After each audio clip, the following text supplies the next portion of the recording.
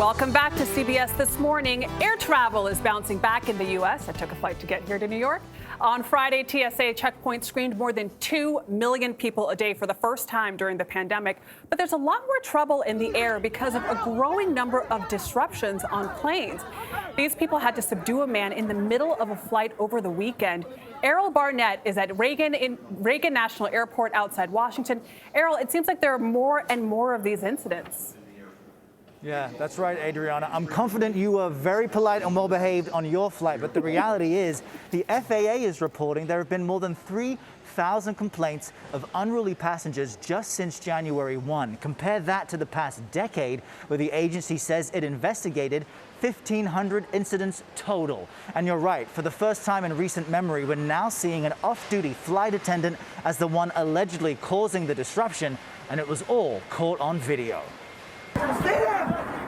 This was the chaotic scene aboard Delta Flight 1730 Friday night, as travelers were called into action to assist the flight crew in subduing a disruptive man. And then you hear the pilot from the cockpit going, "If there's any large men on board, please come to the front of the plane immediately. We have a crazy passenger." Brandon Azarian says he was seated near the off-duty Delta flight attendant who caused the scene and watched this struggle up close. It's a huge fight. They get him down on the floor and he's flailing everywhere. His legs are flying in the air, his arms, he's screaming. There's passengers screaming, especially after a year of being locked up. We're all finally vaccinated, trying to fly, trying to travel, and just everyone is acting crazy on planes now, and it's making people not want to fly. Earlier this month, another man was restrained after trying to breach the cockpit on a flight from LAX to Nashville. While in May, this woman was charged with felony battery after video showed her punching a Southwest flight attendant. And while air rage has been an issue for decades, this surge in conflict has some flight attendants scared to work. That's according to Sarah Nelson, the president of the Flight Attendants Association. We are on track to have 60 times the number of unruly passengers as we might have had in a typical year. Over just the last 6 months, the FAA says it received almost 3,000 reports of unruly passengers, mostly related to refusing to comply with mask mandates. People have an idea that on the plane, it's a different set of rules.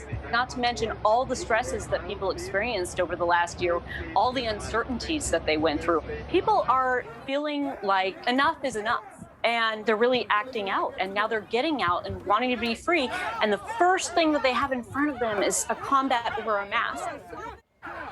Now, in an effort to curb some of these incidents, several airlines have gone as far as to suspend alcohol service. But with longer security lines like here at DCA this morning and more crowded aircraft, the fear is that this may just be the beginning of a difficult summer of travel. And a reminder for everyone, including Anthony and the rest of us, the federal mask mandate for air travel remains in effect until September 13th. Yeah, and I think we can all put up with it for a little while longer. Errol, thank you. 60 times the number of unruly passengers. People behaving badly. No, it must be all the anxiety from this pandemic year, but I mean, we have to treat each other nicely. I know. We can deal with this a little while longer. Yeah. We've gone through so much.